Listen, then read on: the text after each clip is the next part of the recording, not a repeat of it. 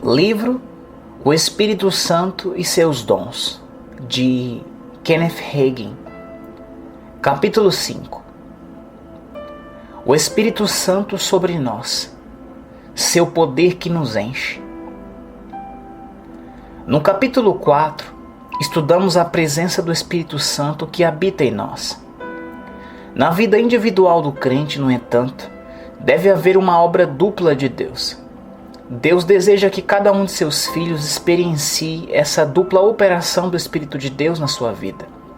O Espírito Santo dentro, habitando em nós, no novo nascimento, e o Espírito Santo sobre, enchendo-nos no batismo do Espírito Santo.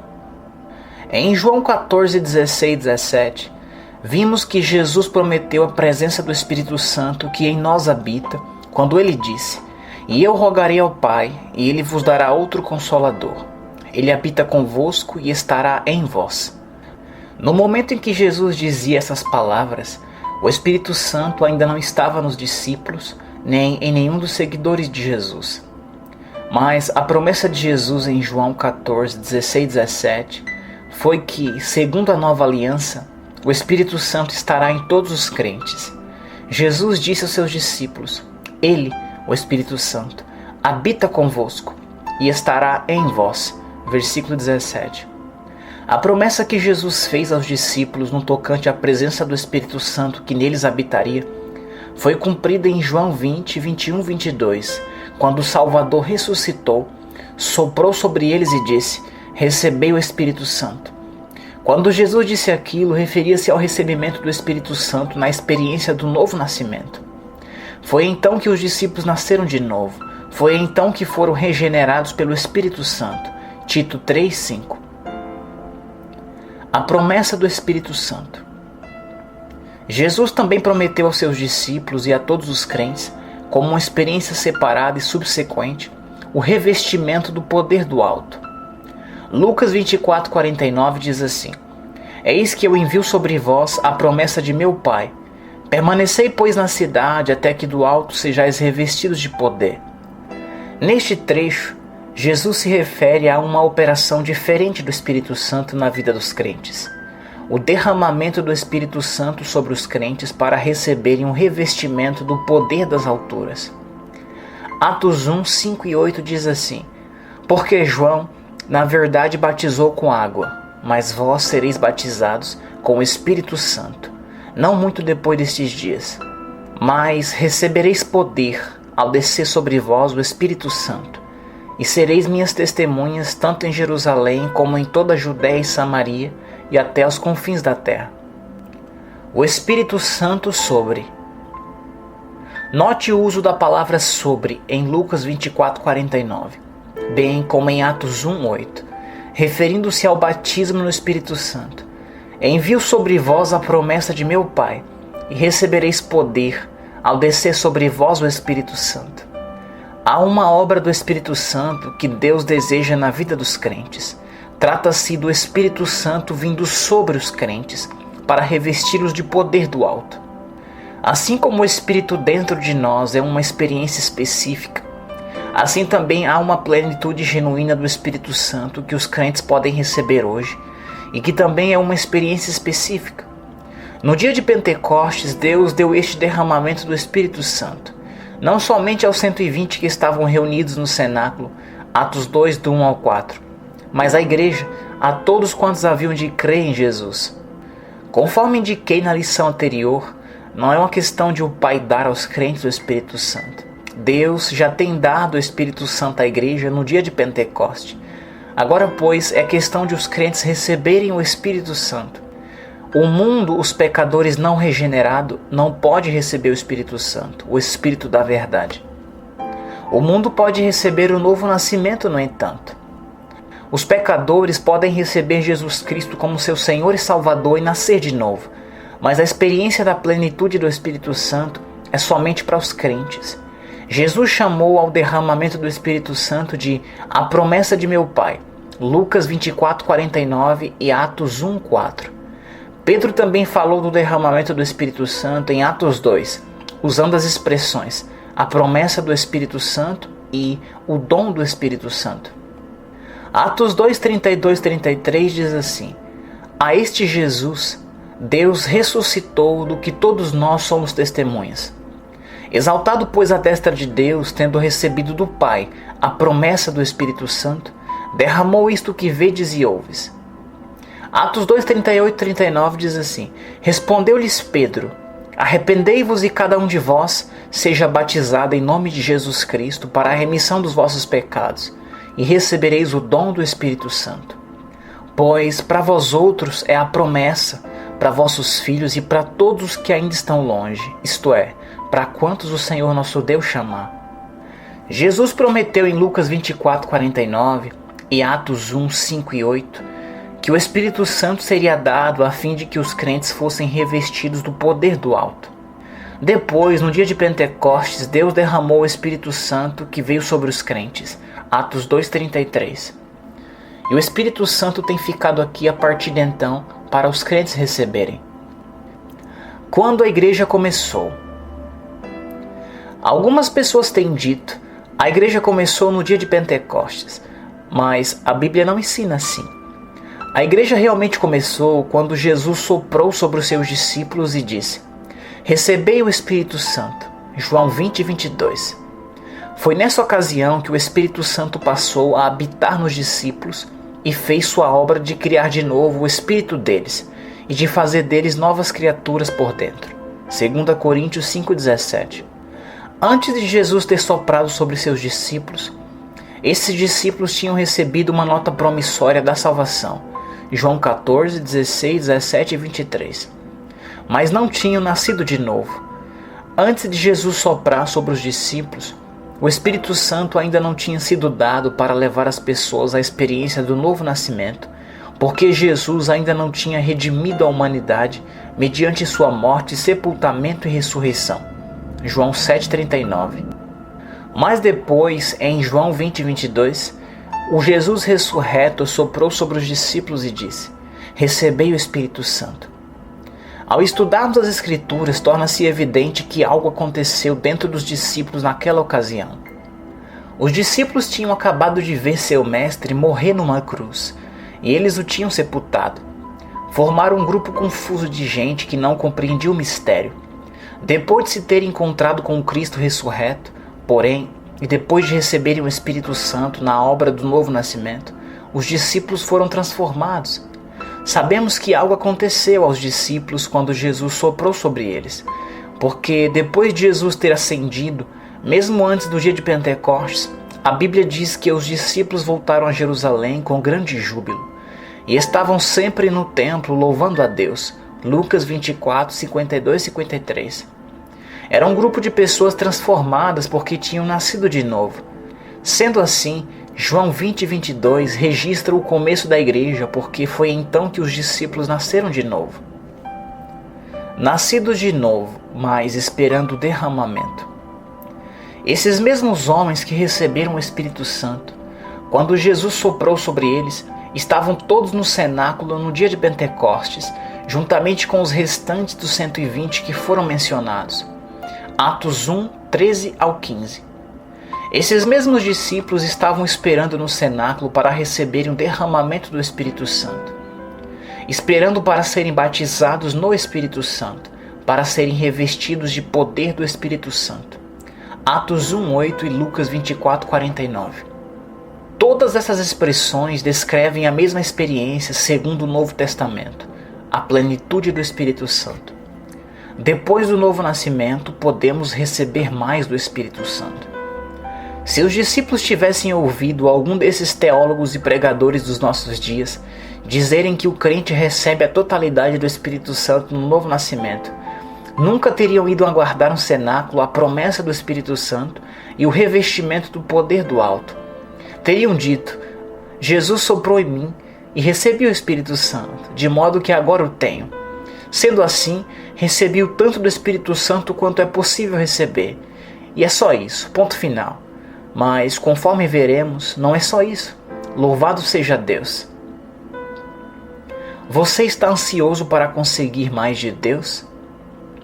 Há alguns anos, fui dar uma preleção numa convenção dos homens de negócio do Evangelho Pleno, Um dos outros preletores, um sacerdote episcopal cheio do Espírito Santo, relatou uma experiência que teve com um pastor denominacional que acreditava que a pessoa recebia a totalidade do Espírito Santo que existe para receber, já na experiência do novo nascimento.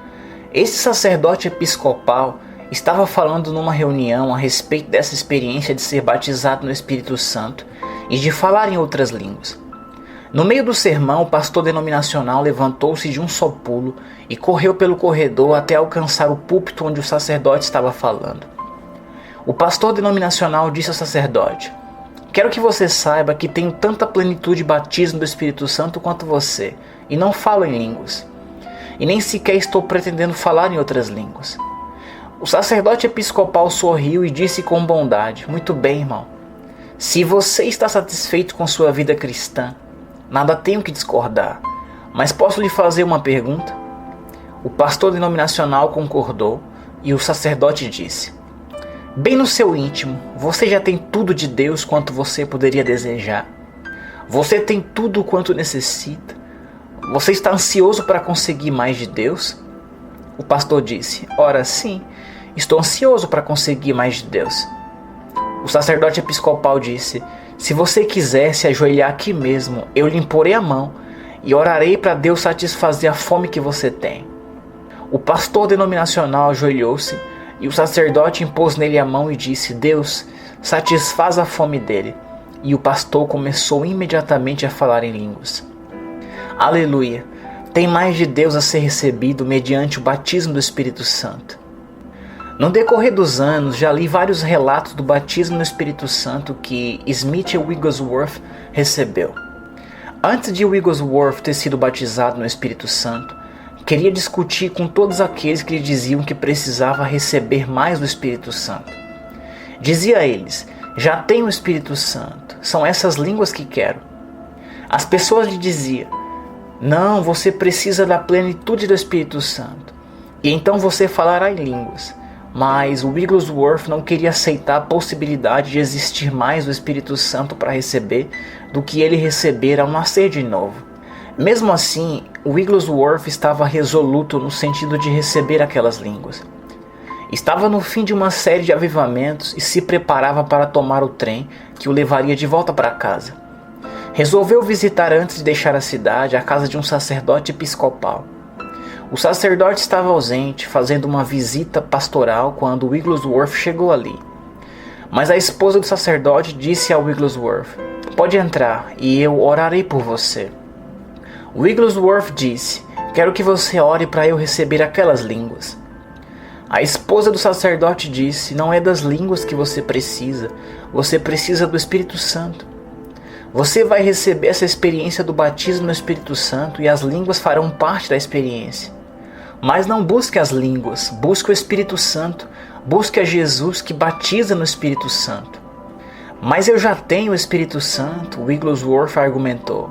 "Sei o que quero." "Fique quieto, feche os olhos e orarei por você", disse a esposa do sacerdote. E assim ela impôs as mãos na cabeça de Wigglesworth, enquanto ele ficava ajoelhado ali. E ela orou: "Ó Senhor, ajuda esse pobre coitado. Perdoa-lhe e batiza-o no Espírito Santo." Naquele momento alguém bateu à porta e a esposa do sacerdote foi atender.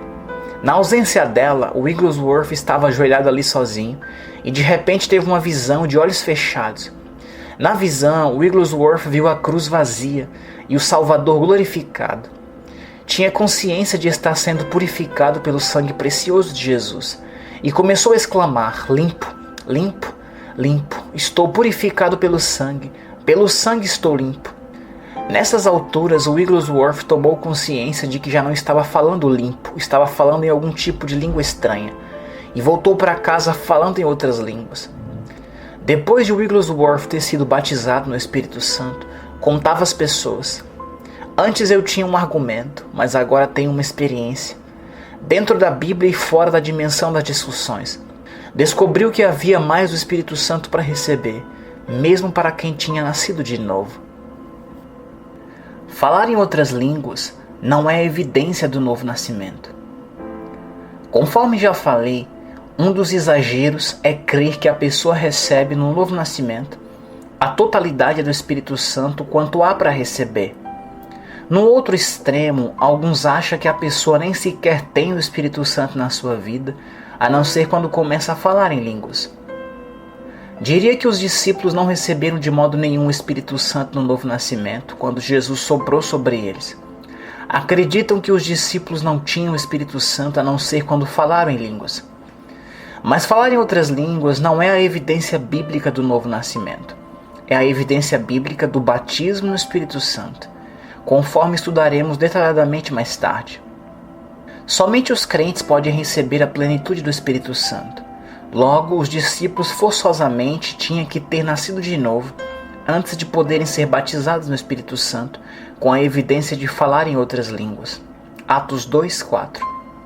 E agora, os discípulos receberam o Espírito Santo no novo nascimento, conforme o registro em João 20:22, ou não? Se não receberam, Jesus certamente os teria ludibriado. Por certo, ele os teria feito de bobos quando lhes falou essas palavras. Mas não, quando Jesus disse, recebei o Espírito Santo, estava falando a sério. Os discípulos receberam o Espírito Santo na experiência do novo nascimento naquele momento. Foi então que os discípulos nasceram de novo. Mas 50 dias mais tarde, reuniram-se no cenáculo com outros crentes, para serem revestidos do poder do alto pelo mesmo Espírito Santo. É o mesmo Espírito no novo nascimento e no batismo no Espírito Santo. Eu sabia, como jovem pregador batista, que eu nascera do Espírito quando nasci de novo. Romanos 8,16. Mas naqueles tempos eu não conhecia a Bíblia tão bem assim, e não compreendia que havia também a promessa de uma dupla operação do Espírito Santo na vida do crente. Lucas 24:49. Alguns pentecostais que conhecia davam a impressão de que as pessoas não tinham nada do Espírito Santo até falarem em línguas. Fiquei pensando, portanto, baseado nas palavras deles, que eu receberia outro Espírito ao ser batizado no Espírito Santo. Quando fui batizado no Espírito Santo e comecei a falar em outras línguas, exclamei, ora, esse é o mesmo Espírito que já tive o tempo todo. É o mesmo Espírito Santo. Não há dois Espíritos Santos, há somente um. Não se trata de gêmeos. Antes de eu ser batizado no Espírito Santo, alguns dos meus colegas batistas me advertiam a respeito de eu me associar com os pentecostais. Diziam, são gente boa sem dúvida, vivem de modo mais cristão do que os membros da nossa igreja, mas aquele falar em outras línguas é do diabo. Eu pouco comentava quando falava assim, mas pensava, não é estranho que as pessoas possam receber do diabo algo que lhe ajude a viver uma vida cristã melhor. Certo homem em especial, formado num seminário batista, tinha me advertido repetidas vezes a respeito dos pentecostais e do falar em outras línguas. Depois de eu receber o batismo no Espírito Santo, fui sem demora visitá-lo. Ele me deu a mesma advertência que me dera muitas vezes antes. Quero preveni-lo, Kenneth, a respeito de você andar com aquele povo do Evangelho pleno. Aquele falar em línguas é do diabo. Respondi-lhe, ora, neste caso, a totalidade do movimento dos Batistas do Sul é do diabo. De que você está falando? Perguntou surpreso. Respondi, fui batizado no Espírito Santo lá na casa do pastor do Evangelho pleno. O mesmo Espírito Santo que recebi no novo nascimento na Igreja Batista é o mesmo Espírito Santo que me concedeu que falasse em outras línguas. Acabara de descobrir aquilo que a Bíblia sempre ensinara. Da mesma forma que os discípulos em Atos 2, do 1 ao 4, eu receber o revestimento do poder do alto, da parte do mesmo Espírito Santo que criara de novo o meu espírito quando nasci de novo. O Espírito Santo sobre nós, a porta de entrada à dimensão sobrenatural. Conforme estudamos no capítulo 4, a Bíblia ensina que há 2 grupos de 9 em conexão com o Espírito Santo na vida do crente. Primeiro, há a nônupla manifestação do fruto do Espírito humano nascido de novo, que Paulo lista em Gálatas 5, 22 e 23. O fruto do Espírito é o resultado da presença do Espírito Santo que habita dentro de nós. Achamos um segundo grupo de 9 em conexão com o Espírito Santo, em 1 Coríntios 12, do 7 ao 11. São as 9 manifestações do Espírito Santo, chamadas de os dons do Espírito. A porta de entrada às 9 manifestações sobrenaturais do Espírito Santo é o batismo no Espírito Santo com a evidência do falar em línguas. 1 Coríntios 12, do 7 ao 11, diz assim: a manifestação do Espírito é concedida a cada um, visando um fim proveitoso, porque a um é dada mediante o Espírito a palavra da sabedoria, e a outro, segundo o mesmo Espírito, a palavra do conhecimento, a outro no mesmo Espírito, fé, e a outro no mesmo Espírito, dons de curar, a outro, operações de milagres, a outro, profecia, a outro, discernimento de espíritos, a um, variedade de línguas, e a outro, capacidade para interpretá-las. Mas um só e o mesmo Espírito realiza todas essas coisas, distribuindo-as como lhe apraz a cada um individualmente. Esses 9 dons do Espírito são dados visando um fim proveitoso. 1 Coríntios 12, 7. Em outras palavras, os dons do Espírito são dados a fim de que os crentes sejam uma bênção para o próximo. Podemos tirar uma conclusão ao estudarmos esses 2 grupos nônuplos da operação do Espírito Santo na vida do crente. A habitação do Espírito Santo é para a frutificação. A plenitude do Espírito Santo é para o serviço. O Espírito Santo sobre nós. Ficarmos cheios da plenitude de Deus. Conforme já vimos, quando a pessoa nasce de novo, recebe algo do Espírito Santo, quando este vem habitar dentro dele. O Espírito Santo habita dentro do crente a fim de ajudá-lo, consolá-lo, guiá-lo e levá-lo a ser frutífico na sua vida. Mas o crente pode experienciar mais de Deus. Há mais do Espírito Santo a ser recebido. Há uma profunda experiência pentecostal que não deve ser desprezada, mas sim desejada. Deus nos tem dado o dom do Espírito Santo sobre nós, através do batismo do Espírito Santo, a fim de que os crentes possam entrar em toda a plenitude de Deus e conhecer o amor de Cristo, que excede todo o entendimento, para que sejais tomados de toda a plenitude de Deus. Ora, aquele que é poderoso para fazer infinitamente mais do que tudo quanto pedimos ou pensamos, conforme o seu poder que opera em nós. Efésios 3, 19 e 20. Quando Paulo disse: para que sejais tomados de toda a plenitude de Deus, Efésios 3,19, estava falando com crentes cheios do Espírito Santo. À medida que estudarmos as epístolas de Paulo, devemos sempre ter em mente que foram escritas às igrejas. Em outras palavras, Paulo escrevia a pessoa que não somente tinha recebido a vida eterna na experiência do novo nascimento, como também tinha recebido o batismo do Espírito Santo. Na igreja do Novo Testamento, o padrão normal era que todos não somente nascessem de novo, como também tivessem a plenitude do Espírito Santo e falassem outras línguas. Os que não tinham a plenitude do Espírito Santo era a exceção, não a regra. Temos uma situação diferente na igreja nesses tempos modernos. Hoje, no mundo eclesiástico, não estou falando a respeito das igrejas do Evangelho pleno apenas, mas do mundo eclesiástico de modo total. Existem muitos que nasceram de novo. Mesmo assim, por causa de uma falta de conhecimento, muitos crentes deixaram de entrar na plenitude da sua herança e a de receberem a plenitude do Espírito Santo. No batismo do Espírito Santo há uma medida maior do Espírito Santo para os crentes receberem. Assim como nascer de novo e ter o Espírito Santo habitando dentro de você é a porta de entrada ao nônuplo fruto do Espírito, assim também receber a plenitude do Espírito é a porta de entrada às nônuplas manifestações sobrenaturais dos dons do Espírito. Não há outra maneira de alcançar as manifestações sobrenaturais do Espírito Santo, a não ser mediante o batismo no Espírito Santo. O Espírito Santo sobre nós, poder para nos dar a vitória na vida. Paulo disse em Efésios 5:20 que receberíamos a plenitude de Deus, conforme o seu poder que opera em nós. Efésios 3:20. Jesus disse aos seus discípulos: recebereis poder ao descer sobre vós o Espírito Santo. Atos 1:8. Sustento que todo crente cheio do Espírito Santo possui dentro dele a seu crédito e para pronto uso todo o poder que necessitará para vencer esta vida. Por quê? Por causa da presença nele, em toda a plenitude daquele que é maior, do Espírito Santo. Para ilustrar esse argumento, Posso relatar uma experiência que Wigglesworth, que era um poderoso homem de fé, cheio do Espírito Santo, teve certa vez na Inglaterra, quando um casal idoso pediu que orasse pela filha deles. Os pais da moça levaram Wigglesworth a um quarto no andar superior, abriram a porta com um empurrão e deram um passo para trás, dando sinal para ele entrar. Ali dentro havia uma mulher deitada no chão. Era tão violentamente louca que era necessário 5 homens fortes para segurá-la ali. Quando a porta foi aberta, a louca olhou para Wigglesworth com os olhos incandescentes. Levantou-se do chão, desprendendo-se dos homens com um grande esforço. Eles não conseguiram segurá-lo. O espírito maligno naquela mulher gritou contra Wigglesworth: "Nós somos muitos. Você não poderá nos expulsar."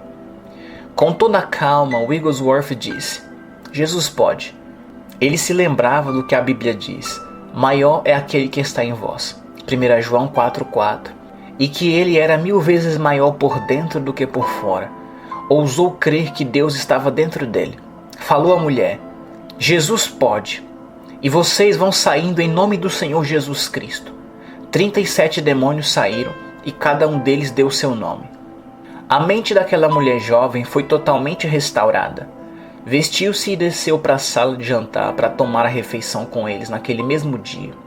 O mesmo poder de Deus com que Wigglesworth atuou a fim de expulsar aqueles demônios em nome de Jesus é colocado à disposição de todo crente mediante o batismo no Espírito Santo. O Espírito Santo sobre nós, a oração sobrenatural. Estudamos no capítulo 4 o papel do Espírito Santo como nosso guia na vida. Lembre-se de que Jesus disse em João 16,13: Ele, o Espírito Santo, não falará por si mesmo, mas dirá tudo o que tiver ouvido. O que ele dirá? Aquilo que ele ouvir Deus dizer. E não somente ele falará tudo quanto ele ouvir, mas também vos anunciará as coisas que hão de vir. João 16,13. Vimos também na Bíblia amplificada que o Espírito Santo é nosso intercessor. João 14,16 amplificada. E eu rogarei ao Pai, e ele vos dará outro Consolador, Conselheiro, Ajudador, Intercessor, Advogado, Fortalecedor e Amigo fiel, a fim de que esteja para sempre convosco. Embora seja certo que a maneira principal de o Espírito Santo nos guiar é através do testemunho interior, em nosso espírito, não deixa de ser a verdade que o Espírito Santo nos ajudará e nos dará orientação em nossa vida de oração. Romanos 8, 26 e 27. E quando recebemos a plenitude do Espírito Santo, fica à nossa disposição uma nova dimensão em nossa vida de oração particular, mediante o falar em línguas. Minha própria experiência na oração. Já tive muitas experiências na oração em que o Espírito Santo tem me guiado e me mostrado as coisas que hão de vir. Por exemplo, certa noite, enquanto estava dirigindo avivamento nos estados de Oregon, senti muito impulso para orar.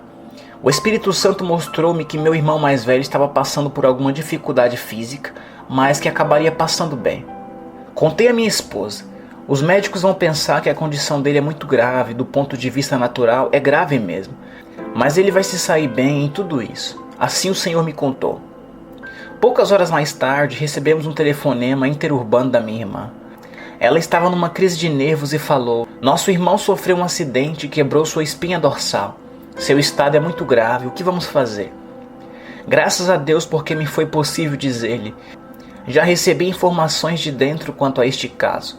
Ele não está numa situação tão grave como pensam. Ele vai sarar. Não se aflija a respeito." Posteriormente, os médicos disseram ao meu irmão: "Os raios-x demonstram que sua espinha dorsal está totalmente quebrada. O osso está separado em 2 partes. Não entendemos por que você não está paralisado." Eu, porém, sabia por quê. Meu irmão estava em Iowa, mas lá dentro de mim, em Oregon, havia um intercessor, o Espírito Santo, que já assumira o controle da situação. Em outra ocasião, estava viajando sozinho a fim de ministrar em St. Louis, e minha esposa tinha ficado em casa a fim de cuidar dos nossos filhos. Certa noite, bem tarde, senti repentinamente a necessidade de orar. Comecei a orar em línguas e continuei orando, sabendo que algo estava errado em casa. Sentia que a vida física de alguém corria perigo. O Espírito Santo me mostrou que se tratava da minha mãe. Continuei orando dizendo: "Tu és meu ajudador, Tu és meu intercessor. Ajuda-me a orar por ela. Enquanto eu orava, tocou o telefone. Minha esposa estava ligando para me contar que acabara de levar minha mãe ao hospital. Ela teve uma crise de coração muito grave, disse minha esposa. Não sabem se ela viverá ou não. Falei, sei disso. Já fiquei orando. O Espírito Santo me revelou que ela vai sarar. E ela sarou. Louvado seja Deus. Se houvesse espaço suficiente, eu poderia contar de uma experiência após outra nesse sentido. Em 1959, minha esposa e eu estávamos na Califórnia pregando. Naquela ocasião, nossa filha estava para ter seu primeiro filho. Certa sexta-feira à noite fui acordado de madrugada. Muitas vezes acordava e orava. Ficava simplesmente deitado ali, quieto, preferindo a maior parte das minhas orações em línguas, conforme o Espírito Santo me concedia que falasse. Naquela noite fiquei deitado ali, orando durante 1 hora ou mais em línguas, sem perturbar minha esposa que dormia ao meu lado. Depois de orar em línguas, comecei a profetizar. Às vezes profetizo para mim mesmo e não somente para os outros, conforme o Espírito me orienta. Continuei profetizando e o Senhor disse, eu estarei com Pati, e ela passará por tudo em segurança. O neném nascerá, você não precisa ter preocupação nem medo. Fiquei sem saber porque ele me disse isso, pois eu sabia que Pati estava passando bem. Tínhamos planejado a nossa volta para casa para estarmos ali quando o neném nascesse. Eu não sabia que Pati estava passando grandes dificuldades naquele próprio momento. Pensava que o Senhor estava simplesmente me dando a certeza de que tudo ficaria bem e que o neném nasceria no período previsto. O Senhor me disse, você me tem obedecido, você fez aquilo que lhe pedi. Deixou sua família e seus filhos e ficou ausente deles durante 85% do tempo, durante 8 anos, enquanto estava crescendo. Posto que você fez aquilo que pedi que você fizesse, vou fazer isso por amor a você, porque você me obedeceu. Veja bem, o que fazemos afeta não somente a nossa vida, como também a vida dos nossos filhos e dos nossos familiares. Uma semana mais tarde, recebemos um telefonema do nosso pastor da cidade, onde morávamos. Ainda estávamos na viagem evangelística. Contou-nos que Pati tinha sido levada às pressas para o hospital de ambulância. Nosso pastor nos contou que o neném nasceria antes do tempo. Falou, há sintomas graves. Vou lhe falar com franqueza, irmão Reiki. A condição dela é terrivelmente grave. Parece haver bem pouca esperança para o neném e pouca esperança para ela. Falei imediatamente todo alegre. Ó irmão, não se preocupe a respeito. Já recebi a resposta. Faz 1 semana que estou com a resposta. Sexta-feira à noite, nesse mesmo horário, o Senhor estava falando comigo. Disse que o bebê nasceria. O Senhor disse que Ele daria a Pati a vitória. Ela se sairá esplendidamente e tudo irá bem. Não vou orar. É só você se regozijar comigo, pois tudo sairá bem. Pouco tempo depois, o Espírito Santo falou-me dizendo, o neném está nascendo neste exato minuto. Olhei para o relógio e disse à esposa, o Espírito Santo acaba de me contar que o neném está nascendo neste exato minuto e está com vida. Por isso começamos a louvar ao Senhor. Na manhã seguinte, meu genro telefonou e disse, estou telefonando para lhe dizer que tudo vai muito bem. Pati está passando muito bem, o neném também. Tudo está maravilhoso. Perguntei, quando o bebê nasceu? Ele me contou o minuto exato em que o bebê nasceu. Foi no minuto exato em que o Espírito Santo me contara que a menininha nasceu. O Espírito Santo é nosso intercessor e nosso guia. E à medida que nos rendemos a Ele em nossa vida de oração, Ele nos ajudará e às vezes nos mostrará as coisas que hão de vir, segundo a vontade dEle. João 14,16, amplificada, Romanos 8,26, João 16,13. Cooperando com o Espírito Santo, a fonte do poder. Já estudamos como o batismo no Espírito Santo é a porta de entrada às manifestações sobrenaturais do Espírito Santo e do poder de Deus. O fato é, porém, que grande número de crentes que receberam a plenitude do Espírito Santo não alcançam seu potencial total por falta de aprender a cooperar com o Espírito Santo, que é a fonte de todo poder. Creio que frequentemente temos nos preocupado tanto com o recebimento do Espírito Santo como uma experiência externa, ou com alguma sensação de êxtase do ponto de vista natural, que deixamos de perceber a realidade daquilo que o Espírito Santo veio fazer em nós e através de nós continuamente, mediante o batismo no Espírito Santo. Quando o batismo no Espírito Santo é apenas uma experiência entre os crentes, falam a respeito dela a manifestação exterior e não percebem a realidade do Espírito Santo bem dentro deles. Devemos ter consciência em todos os momentos da nossa vida da presença do Espírito Santo que em nós habita. Algo mais. Certa vez, no fim de um dos meus cultos, um homem veio falar comigo assim: Irmão Hagin, quero que você ore por mim. Preciso de algo mais do que aquilo que tenho. Falei: primeiro vamos descobrir por que você precisa deste algo mais. Pois bem, respondeu, para eu vencer na vida. Falei: então você quer que eu ore para Deus lhe dar algo mais do que você já tem, para lhe dar a vitória na vida, para fazer de você um crente bem-sucedido, para lhe dar poder e para ajudá-lo quando você enfrentar os testes e as provações da vida? Sim, é isso, exclamou. Descubramos então o que você já tem, para então sabermos pedir em oração aquilo que você ainda não tem. Você está salvo? Sim, irmão Hagin, nasci de novo há 8 anos. Está bem, falei, vou aceitar seu testemunho. Não deixe o diabo persuadi-lo a crer o contrário. Continuei. Você já leu onde Jesus disse: viremos, meu pai e eu, para ele e faremos morada nele? João 14:23? Sim, já li, respondeu. E você já recebeu o batismo no Espírito Santo? Você tem a plenitude do Espírito Santo? Perguntei. Sim, recebi a plenitude do Espírito Santo exatamente 1 ano depois de ser salvo. Citei para ele, pois, esses textos bíblicos: Filhinho, vós sois de Deus e tendes vencido os falsos profetas, porque maior é aquele que está em vós do que aquele que está no mundo. 1 João 4:4. E acaso não sabeis que o vosso corpo é santuário do Espírito Santo que está em vós, o qual tendes da parte de Deus? 1 Coríntios 6:19. Então lhe perguntei se ele já tinha lido esses textos bíblicos. Sim, respondeu, já os li. Pois bem, se você nasceu de novo e tem a plenitude do Espírito Santo em você, você tem Deus Pai, tem Deus Filho e Deus Espírito Santo morando e habitando em você. Colossenses 2, 9 e 10, amplificada. E, meu irmão, não existe mais nada que isso para lhe dar a vitória na vida.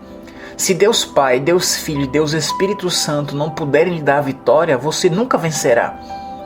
Ora, sei disso, mas preciso de poder. Pensei que você havia declarado ter o Espírito Santo. Falei. Jesus disse: mas recebereis poder ao descer sobre vós o Espírito Santo, e sereis minhas testemunhas tanto em Jerusalém como em toda a Judéia e Samaria e até os confins da terra. Atos 1:8. Na realidade, o Espírito Santo é a fonte de todo poder. Continuei.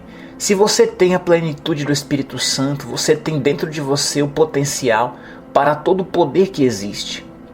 O que você precisa aprender é a cooperar com ele, a fonte do poder. Você precisa aprender a andar na luz daquilo que você possui. Você precisa aprender a deixar aquele que está em você operar a seu favor.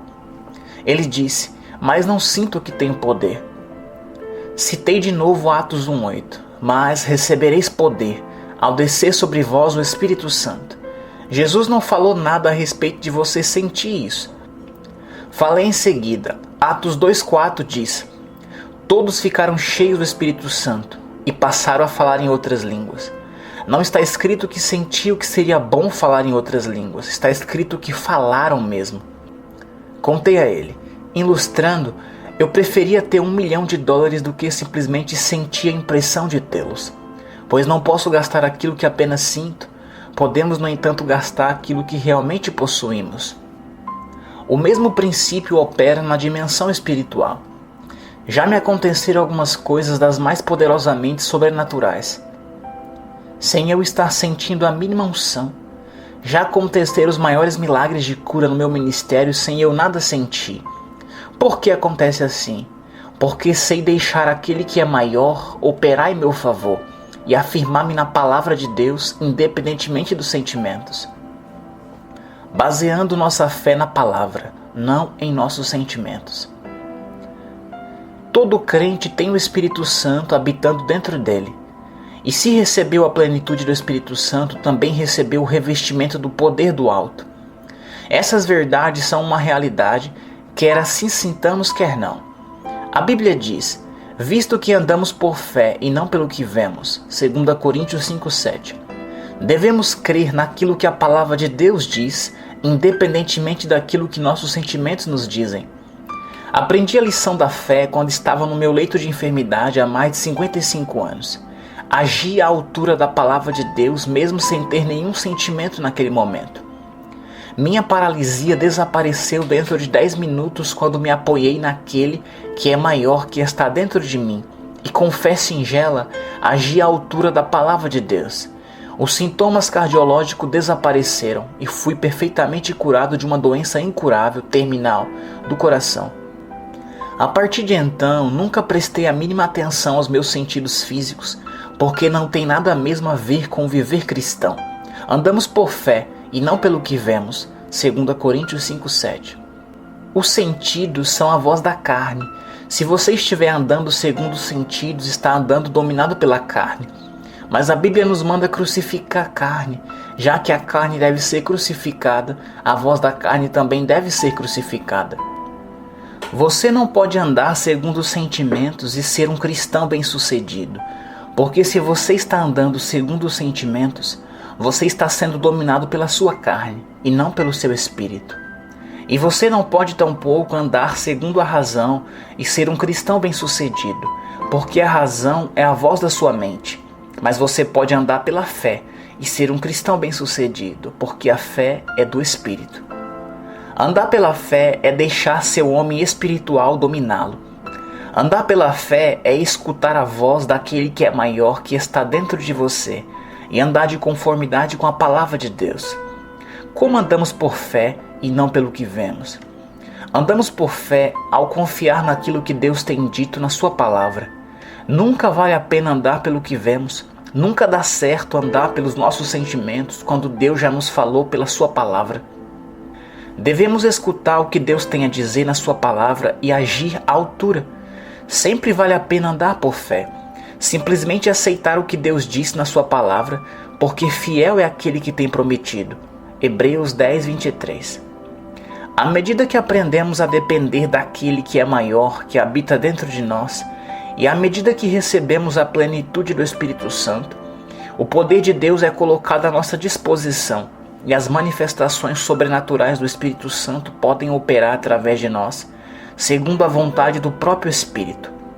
Precisamos aprender como deixar operar em nosso favor aquele que é maior, que habita em nós e que nos deu da sua plenitude. Ao fazermos assim, não teremos necessidade de andar pelo que vemos, de olhar para as circunstâncias ou de ser dominados pelos nossos sentimentos. Podemos colocar-nos acima das nossas limitações físicas e das nossas circunstâncias naturais e entrarmos na dimensão sobrenatural mediante o poder do Espírito Santo.